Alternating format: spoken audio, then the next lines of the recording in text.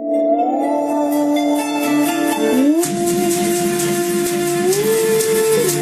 now listening to Shaping Tomorrow on FM.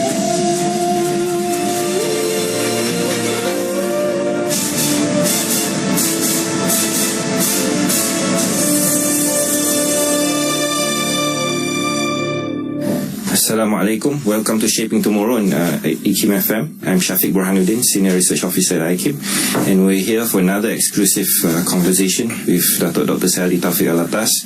Assalamu alaikum, Dato'. Walaikum salam, Allah Shafiq. Alhamdulillah.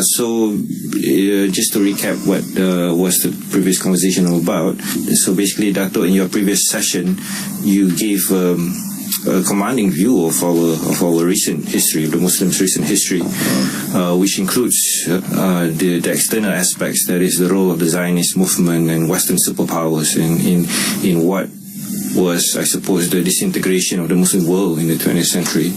But yet, at the same time, you also spoke of the internal aspects of history, which perhaps contributed as much to the disintegration of the Muslim world, which includes the corruption of knowledge, as well as the lack of appreciation of preserving our tradition. So, Dato', would you say that, to begin with, these two aspects of history that you looked at, are there clear kind of relations between the internal aspects of history and the external, as you highlighted? Would you say perhaps because of this lack of appreciation of our tradition, this lack of appreciation of the rational sciences as well, that led to for the other forces external to the Muslims to take advantage of the Muslims, for instance? I think that's a valid point. Although we have to say that I think that the leading or primary cause of this disintegration is due to injustice. And of course, arrogance, envy, all of these play a part in this injustice. Yes. And this is essentially what the Muslim worlds have suffered from for the past at least 200 years of this so-called new civilization. Yes. But back to this question of external and internal aspects. Yes. Well, we were discussing about history before. Yes. Let's clarify first what we mean by internal and external. If we are talking about history, when we say the external or the zahir part, this refers to the what, the why, and the when. This is like what happened, when did it happen, how did it happen. Although that is important, I mean, this is only a chronological aspect of history, you can say. But the more important aspect, the internal aspect or the batin aspect, this refers to the why something happened the way it happened in history. Yes. And I think that one is actually important for the Muslims to understand. I mean, knowing dates, knowing places, knowing times, and knowing who, that will give you a general overview of history. But the why aspect is what will give you the underlying notion of why something happened the way it did. Yes. That's why I was mentioning before that taking the U.S. As an example, when the current president of the United States came to power, while he was campaigning, he was referring to the Muslims and how much trouble there is in the Middle East, and apparently this was causing some kind of issues in terms of the national security of the United States, although it fails me to see how. But he was asking the questions. We've got to discover why these folks, he was referring to the Muslims, why these folks dislike us, the U.S. Yes. It was at that time that someone from the Muslim world, preferably from the OIC or a representative, should have told him why the Muslims in the Middle East did not have warm feelings towards the United States because of what they were doing, their foreign policy ideas and their so-called reliance on a national security when it was really economic. Right. It was really exploitative in nature. I mean, everybody knows this, but no one seems to want to say this. Yes. And this is the problem. And therefore, that was our opportunity to speak and to tell why. But none of us did. And it wasn't just that incident. We don't have to just refer to the recent past in the Middle East. We can go back to 100 years. We could go back to 170 years. We go back 200 years ago and on. and we can tell what happened and why. Why does this happen like this, and why the Muslims have such animosity for what they are doing in their own countries. In the North African countries, for instance, the French and the Italians and the British, they did a lot of damage, a lot of harm, particularly what the French did. Right.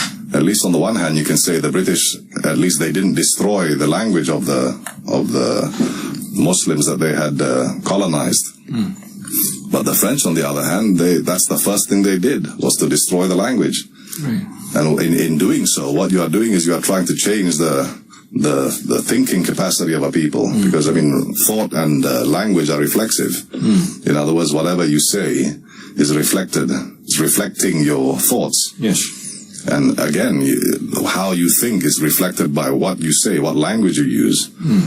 And therefore, if you're going to start changing the language, what you are doing is you are secularizing a people, because that is the first element of secularization is the language. Change the language. Yes. Because by doing that, you change the way people think. Yes. You also, interestingly, you've mentioned in your writings and in many of your speeches that I think this particular dimension of this relation between language and reason and this pursuit of science is, I suppose, it's not being given due attention to, because now there's a great deal of talk about the lack of interest in science by our students in schools and universities. Yeah. But I think this fundamental issue of this language is not being due attention, and you mentioned in one of your papers is that perhaps because of this destruction of our language, that is the result of why we are no longer able to really progress in the sciences. It's precisely that, actually. Right. But again, I mean, we have to define what we mean by the sciences. I mean, today, if you ask science, it's not the same thing as ilm. But a lot of people confuse ilm to mean science, and science to mean ilm. I mean, it's a reflexive thing. But that's not really the case. I mean, today, when we're talking about science, what we mean is the phenomenological science, the pure science, the rational sciences, the physical sciences. We don't mean the metaphysical sciences as well. Right. I mean, when we speak now, because we are using the curriculum of Western tradition, one where the metaphysical aspect does not have any connection to the physical aspect of science. And therefore, for them, science is limited and rooted only in the phenomenological, which is fine. I mean, there's nothing wrong with that. Okay. I think that we should still pursue the phenomenological. We should still learn about that. After all, as a Muslim and as a believer, we know that all these things given to us in physical, what they call nature, is actually the signs of Allah, the greatness of Allah, the creative activity of Allah. Yes. And therefore we should endeavor to discover these things in order that we discover and we get closer to Allah. Yes. Once again, though, I mean, if we just do that and discard the metaphysical, I think that's a big mistake. And that is exactly what specifically Malaysia, I mean, in general, the Arab world also, but specifically we are talking about Malaysia now. This is what has happened here. We have separated between the metaphysical or the meta sciences with the physical sciences. And this is a big mistake because it affects the culture, the tradition, and eventually it'll affect the religion of the Malays as well. Right. And this is a big problem. I mean, it's as if the Malays don't have a tradition, don't have a culture, and they're continually harping on the when I say they, I mean the government, harping on the idea of whether to teach science and math in English or in Malay. And it's gone back and forth for decades. Yes. But it's a circular argument, in my opinion. I mean, because you are studying the sciences, in particular the phenomenological sciences, the Western sciences. You should study it in the language in which it is propagated, which is English. Yes. I mean, you don't have the Malay equivalent of a lot of these technical scientific terms in the Western sciences, although you have them in the Arabic language, right? But so, I mean, it's kind of a misjudgment to say let's teach science and mathematics in Malay, because Malay does not have the language the technical language to teach these subjects, and therefore it becomes a problem. And as a result, the students don't want to learn because, as I said, I mean, the language is reflexive of thought. So if you now come and you try to insert these new terminologies, which are essentially English, I mean, now that's what you are doing. You are Malayanizing the English. You're just adding a few things at the end or adding a few things at the beginning, but it's essentially an English term. And suddenly it becomes part of the Malay nomenclature. I mean, that's a bit nonsensical. I mean, the Malay language is a scientific language. And because it's a scientific language, it does not have, or it does not contain ambiguity. Of course, that's not true of English. English is not classified as a scientific language per se, but rather it is more one of the Romance languages. And therefore, because, I mean, the way it is described, the Romance languages, it betrays the fact that what you are actually directing your attention to is the feelings. Yes. The heart. Yes. Whereas if you say it's a scientific language, you are more directing your attention or your focus on thought. On in other words, the brain, faculty of intellect. So in that sense, if you now change the Malay language from a scientific language to a Romance language, what you are basically doing is you are taking something which is scientific and you are making it ambiguous. You are taking something which is precise and turning it into ambiguity. We can give one of the examples like feedback, right? Now they'll say feedback. What is this feedback? It means nothing actually. Feedback. But if you ask, is there a Malay equivalent of this feedback? Of course there is. It's maklum balas, isn't it? In other words, you are informed and then you answer that. Maklum balas. You are informed and you answer. That's what it is. There's already a term in the Malay language. Why do you have to switch to something else? Why do you have to pretend as if you are becoming more advanced, more sophisticated? You are not actually.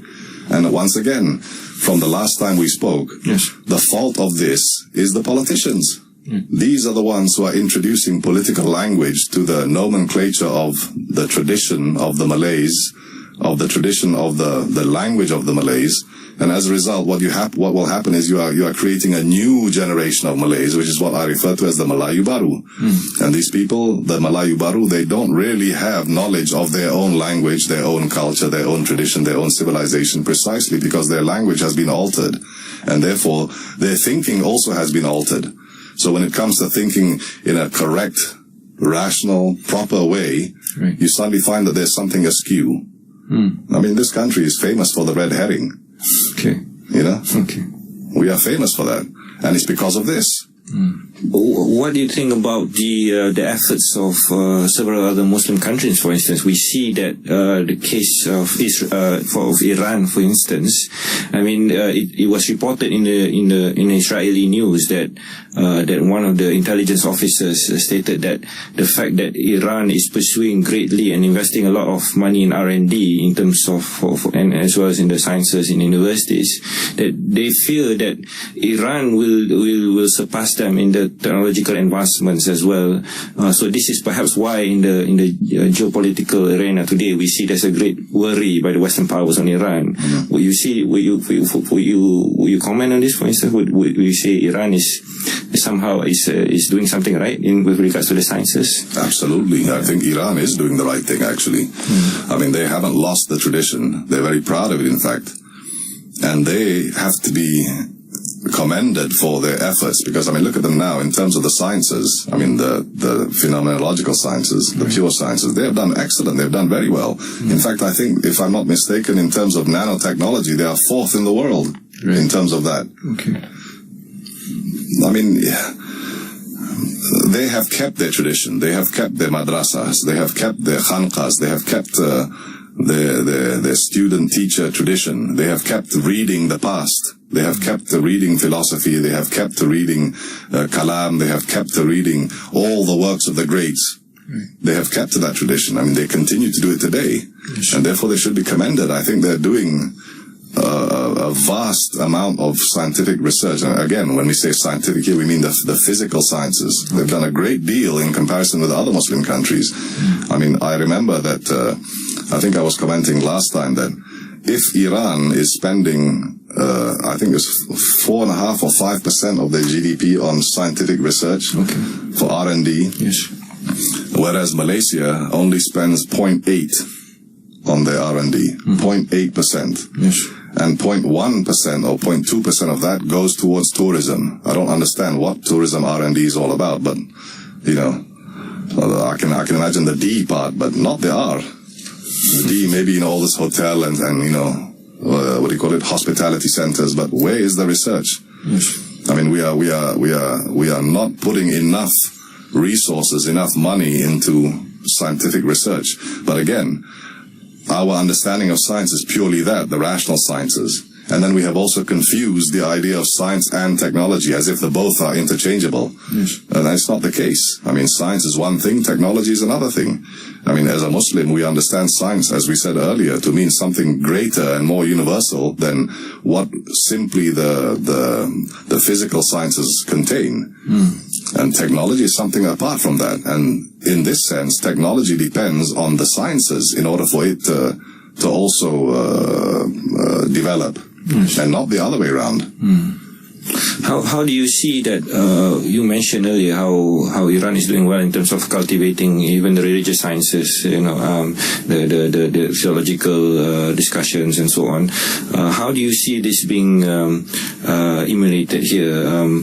Because of course taking into account we are a multicultural nation. Do you see the humanities program as something we ought to pay more attention to complement our scientific pursuits? Yeah, of course. I mean, I've said this many times before that we should not ignore the humanities. In fact, we are using these terms humanities now because we are making the distinction in the Western sense. We've got the Western idea of the sciences, the Western idea of the humanities. But in reality, if we look at it properly, in the Western sense, you say language is part of the humanities. We would say philosophy would be part of the humanities. But in the Muslim sense, if we speak about the sciences as being the definition of truth, language is part of science, history is part of science, and the history part, this batin part, is part of science, and philosophy is also part of science. Because, I mean, look at any of the books of the masters of the past who wrote books like this. There would typically be 3 parts in the book. Either it would begin with mathematics or logic or engineering or music. That would be the first part. Then we would have the middle part, which would be the physical sciences.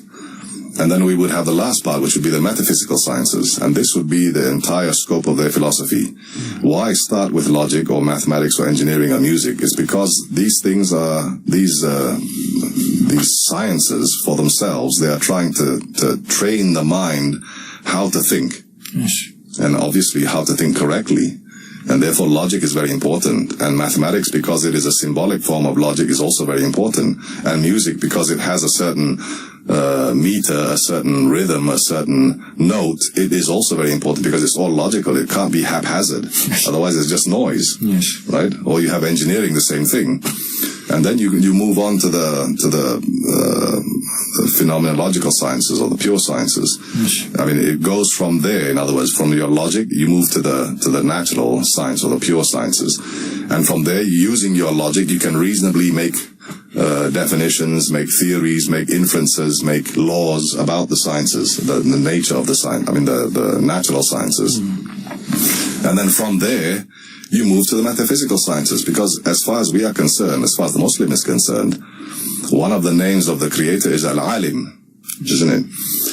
And because Al-Alim has the same root as Ilm, which is Ain, Lam, Mim, therefore we start from, obviously this all has to do in relation to the human being, right? Because the human being is the one that is given the capacity for attaining this Ilm. But this Ilm has to be about what? And then we say, well, this ilm has to do with the alam, which is the universe, right? Yes. And this alam has to have a creator. And therefore the creator is al-alim. Therefore it moves to the metaphysical realm, where we want to discover also about the creator, the nature, his creative activity, and all kinds of other stuff, right? We are not denying that. In fact, we embrace this kind of thing. But if nowadays you are reducing and limiting science only to nature and that's it, and then consider philosophy part of the humanities, language part of the humanities, music part of the humanities, and not part of a science, what's going to happen is that, especially in a country like Malaysia, where there is a preponderance of favor towards the pure sciences. And therefore, what's going to happen is that you're going to ignore language, you're going to ignore history, you're going to ignore philosophy, and you're going to create a tradition which is devoid of ethics, which is devoid of justice, which is devoid of adab. And as a result, you'll have the loss of adab. And I know my father has been talking about the loss of adab in the Muslim world for the past 55 to 60 years. Yes. And it's true. Now we can see it already. We have produced a society that has no idea about its tradition. We have produced a society which has become less baradab in the etiquette sense. Right. But then we also have the society which is less baradab in terms of the literary sense as well, in terms of the scientific sense as well, not just in terms of behavior. I mean, I know a lot of the Malays nowadays adab, and they connect it with sopan, adab sopan. And then what we mean is manners. But adab has a much broader meaning than that. We can't just reduce it just to manners alone. There is also etiquette, there's also justice, there's also a tradition of learning, there's also the writings of the masters, and all these things we should not ignore. In this regard, where would you see the role of think tanks such as IKIM, for instance? Because we're living in a time where we see about this, according to statistics, there's about 5,000 think tanks in the world. In the West, in particular in the United States of America alone, there's almost 2,000 think tanks. So I suppose they are playing a great deal of influence in terms of shaping the Muslim world's, the Muslims' thinking as well today. You know, some perhaps similar to what the Orientalists started off in the beginning. So where do you see the role of think tanks, perhaps, Dato? You know, I think that these think tanks, it depends on what exactly are they doing. I mean, if you're saying in America there's 2,000 think tanks, out of the 5,000 global think tanks, there's 2,000 in America alone. But it's not just a number. We also have to see, what are these think tanks doing? How much funding do they get? How relevant are they to the milieu of the United States, I suppose? And I mean, a lot of the think tanks in America are playing a very relevant role. They're doing a lot of research, and they have a lot of money, they have a lot of budget, and they spend money on true research, and they don't expect that they're going to get that money back again as a result of their research. They don't think that. I mean, they know that research costs money, and you might not get the result that is desired. In fact, only 10% of the money that you spend on research might be recouped. But that's also is not certain. But when it comes to this country, for instance, well, I mean, speaking from experience, you have to have some kind of courage to stand up for what is right. I mean, we are not simply out to criticize the government of the day. That's not what we do. I mean, people asked me before, can you say something positive? Okay, I can say something positive. We can say that, yes, the government of Malaysia, the present government of Malaysia as well, they have prepared an excellent infrastructure. But the content of that infrastructure is a problem. So therefore, the praise on the one hand is, yes, you've done a great job on putting the infrastructure together. Like, for instance, in universities, schools, etc., etc. We have a lot of those. Yes. We have in fact, a surplus of universities and think tanks and all this kind of stuff. Right. But what actually comes out of it is another thing, because how you fill those universities, what is the curriculum, how is the teaching staff qualified, what is their qualification, what kind of resources do you have in the universities and institutions? In other words, what kind of a library, what kind of a computer hardware, what kind of a computer programs do you have? All these things are important. If you just put your attention to the technological aspect of it and say, okay, we want universities, which is what they did. They cut all the budget from the universities and said, look, we want you to go and find your own money and come up with something which is marketable. That is a big injustice. You know, you're not going to nurture a so-called caring society, or a society which is not extreme, if you completely ignore like we said, language, history, philosophy, adab. If you ignore all this, you're not going to come up with a society which is caring. On the contrary, you're going to come up with a society which is extreme. Why extreme? Because the technology that you emphasize today is going to cause a problem in the future. For the future Muslim. They'll start asking, is this kosher? Is this allowed by the Sharia? And then go and ask the unqualified people to come and give their edicts. And because they are unqualified, they come up with something else which is going to cause more waswas. And then people are going to get extreme on one hand, people are going to get extreme on the other hand, both are going to start having a problem. And this is exactly what's happened today. The unqualified are sitting in places where they shouldn't be sitting.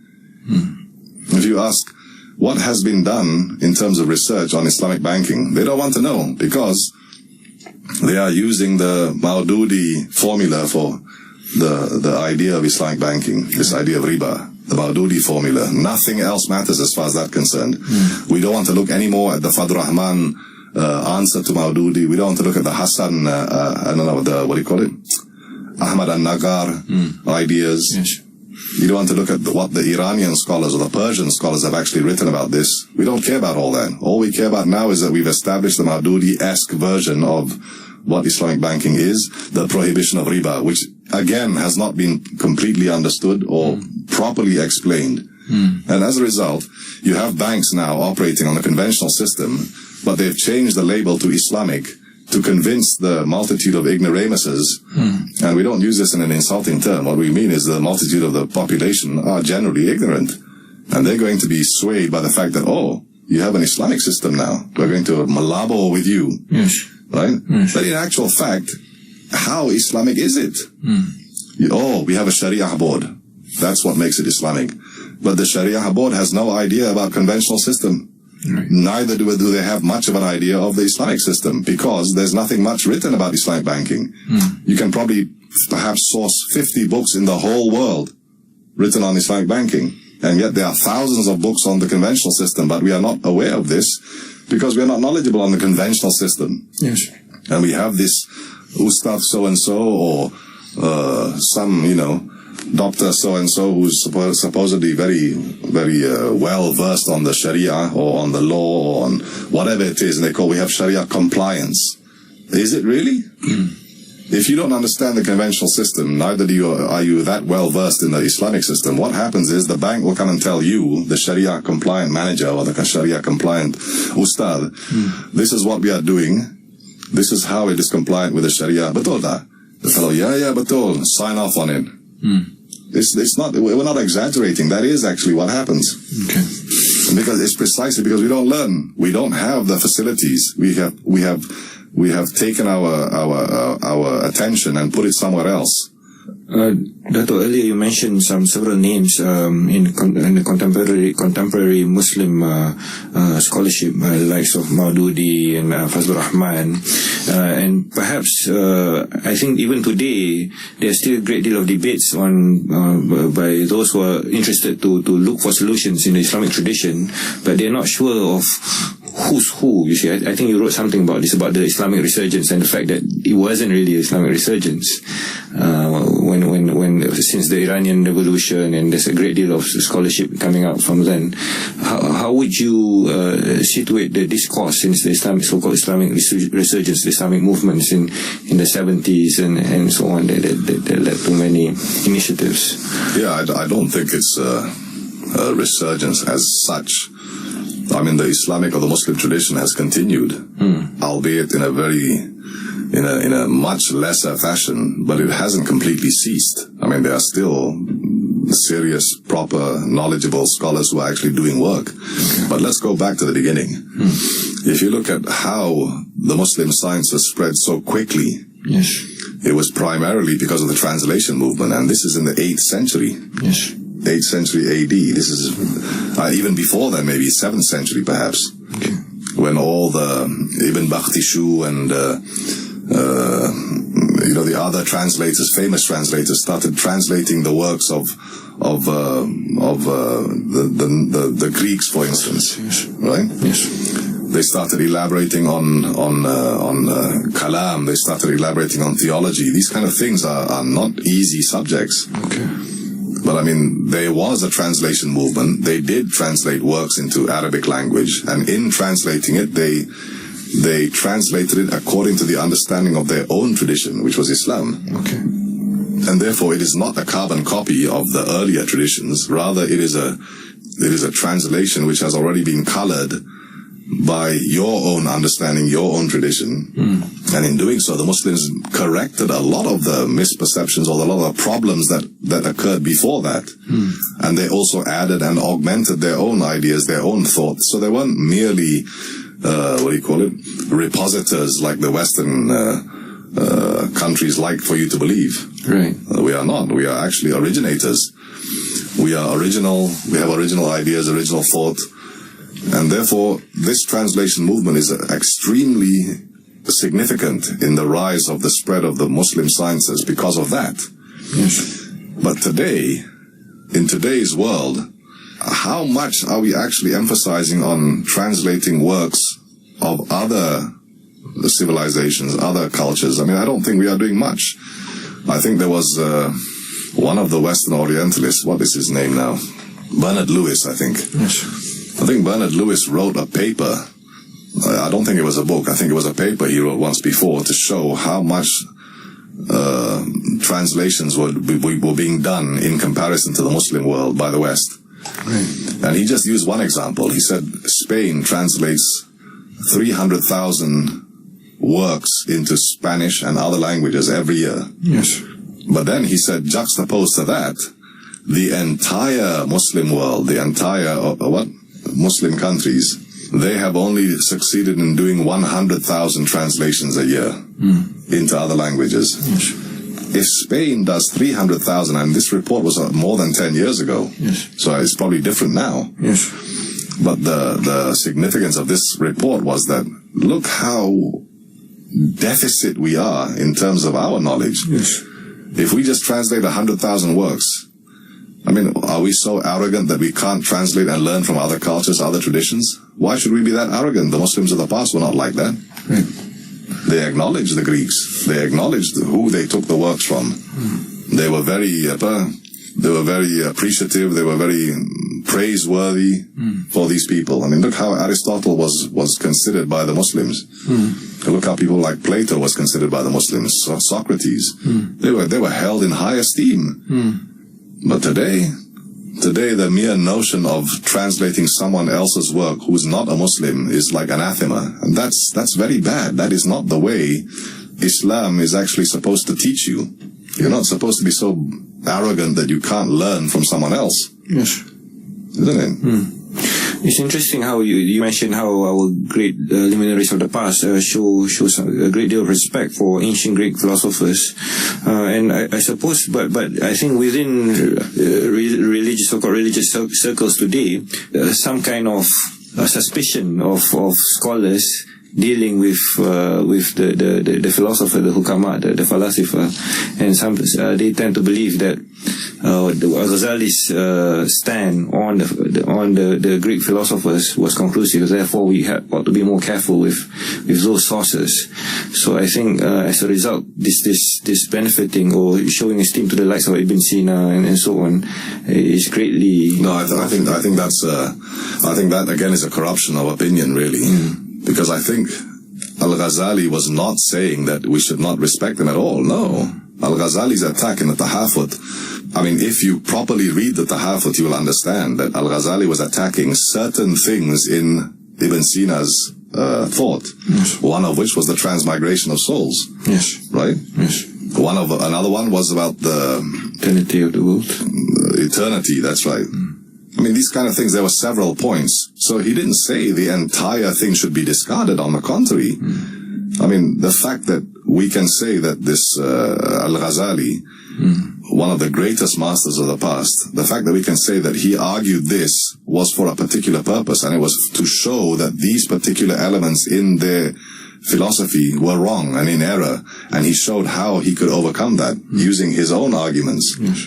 So, I mean, why do we have to put that aside? On the contrary, we should read, we should understand. Therefore, if we encounter something similar to that in future we will know how to answer. Yes. But if now you are saying, no, you have to stay away from all these books because it'll menggoncang akidah, which is what they love to use, I just don't see it. Yes. I mean, if it will menggoncang your akidah, the fact of the matter remains that your akidah was weak to begin with. Yes. And therefore you have no business reading a book like that if it's going to menggoncang your akidah. Yes. Isn't it? Yes. I don't agree with this at all. I mean, I think that if you want to learn these masters of the past and learn their philosophies, you have to have a proper master teacher. You have to have a proper understanding of it, and therefore you can develop a kind of thinking where it's easy for you to recognize it in future and be able to debate against it. Right. I mean, we should not ignore it. On the contrary, we should embrace it. Yes. Dato', could you perhaps elaborate, well, earlier you mentioned about, in our previous session, you mentioned about the threats or rather the role of Zionist movements in regards to the disintegration of the Muslim world. But you also mentioned the fact that we're not against the Jews in particular.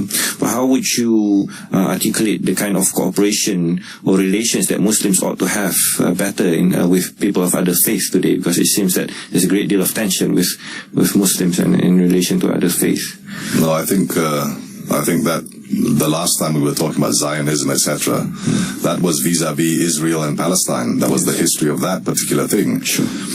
But in relation to this question that you are asking now, how should we deal? Well, I mean, we should deal with them like we normally deal with them, with cordiality, with adab, with knowledge, yes, and not be xenophobic and completely disregard. And I mean, that's the problem. I mean, if nowadays everything has become political, the language also has become political, the relationship has become political, and therefore before you do anything you have to go and ask. I mean, even the religion part has become political, isn't it? Right.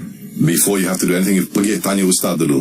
And who's this ustad? Somebody who's already been receiving some kind of what is it called? Tawliyah from the political masters. Yes. And therefore he is the authority, and you go and ask him and he makes you even more confused. I mean, it all became political. They should not be interfering in matters they don't understand. They are administrators. They should remain as administrators, because that's what politics is, an administrator. We're not saying that you should be a tabula rasa and just not think anything. No, of course not. You have to be intelligent as well.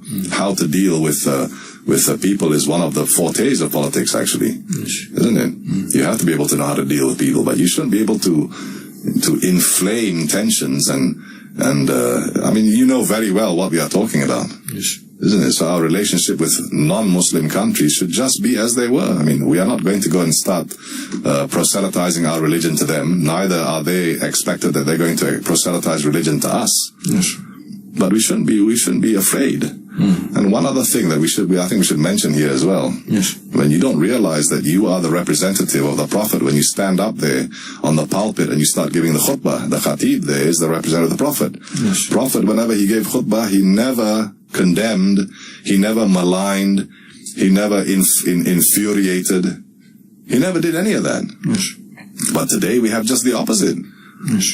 There are much more things that you should be writing fatwas about. Like, for instance, is Islamic banking that we are practicing today, is it proper or not?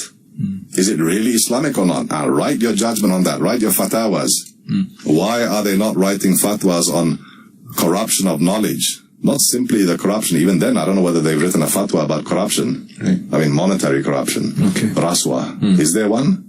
I'm not aware. But what about the corruption of knowledge? That is a bigger problem, and it's a bigger sin, actually. Right. Where is the fatwa on this fitna? Where is that? I mean, there might be. We just don't emphasize it anymore. Where is the fatwa on the education system, for instance? Is the education curriculum we have today, is it really necessary? Is it hitting the target of what we had proposed to begin with? I mean, in my opinion, I don't think so. I think we are burdening the students today with too much. Sometimes too much is not good. We are burdening them with too much. We should actually be cutting back and just emphasizing the things that are necessary. And this is the thing that you need to have somebody who is qualified, who is knowledgeable on what is necessary to sit down there and argue about what's necessary. Then you come up with an equally long list of things which they deem to be necessary. I mean, it's ridiculous. I mean, on the one hand, you say that Malay language is very important. Everything must be done in Malay. Official letters in Malay, education in Malay, government debate in Malay. Okay, that's all well and good. It's praiseworthy to do that. But if you are changing the Malay language, what's the point? What's the point of saying that everything should be done in Malay when now Malay has become anglicized? Right. You can't even speak a complete sentence without using an English word. Ask any politician when they talk. Okay. Isn't it? Yeah. You don't really know the Malay language for that matter. But why should you look at the politician to understand the Malay language? You should look at the scholar to understand the Malay language. He's the one who understands it. But if you get the politician to state that this is what it should be, Budi, you know who I'm talking about, instead of adab. You're reducing something from an umbrella, you're closing the umbrella, and you're giving them a small little, the little toothpick umbrella that they use in these cocktails. That kind of thing. Okay. Dato', perhaps before we end, we would like to hear more on what do you had in mind, because some years ago you proposed on a conference that perhaps Malaysia could really benefit from a comprehensive scholastic library, and you called upon cooperation between the public and the private sector to make this happen, and this can bring us great benefit, not only for Malaysia but for the Muslim world in terms of policy making in many respects. Dato', can you please just share I would still endorse that idea. I mean, first of all, it's an original idea. There is no such thing in Malaysia. It would have been the first of its kind. Why we propose to have a scholars library in this country? Precisely because we are multicultural, multilingual, multi-religious. We're a multifaceted society, and we have the Christian religion here. We have the Buddhist philosophy here. We have the Muslims here. We have the Hindus here. And therefore, I mean, it's not like these other religions don't have culture and tradition of their own. Of course they do. Okay. I mean, when I was proposing a scholars library, we need to have a scholars library, because otherwise, what's the point of having a perpustakaan negara instead of a maktabah? They call it perpustakaan now, isn't it? Right. We have a perpustakaan negara with a very limited selection, or one which is biased towards one race and not the other. I mean, it's ridiculous. I mean, for instance, if we have a 4,000-year history of the Chinese, okay, these are the books that we need to acquire, the Mandarins, because they are the ones who wrote about the sciences, the Mandarins, right? Not I mean, there is no science in the in the cantons, as far as I know. Okay. Then what about the Indians? Well, the Indians also have a very long civilization, a long history as well. Why do we not acquire their writings, the writings of their masters? I mean, these writings are in Sanskrit. Yes. Because that was the language of science. Right. Not of the Dravidian strain which we find here in Malaysia. But the whole point of it is to educate the community here.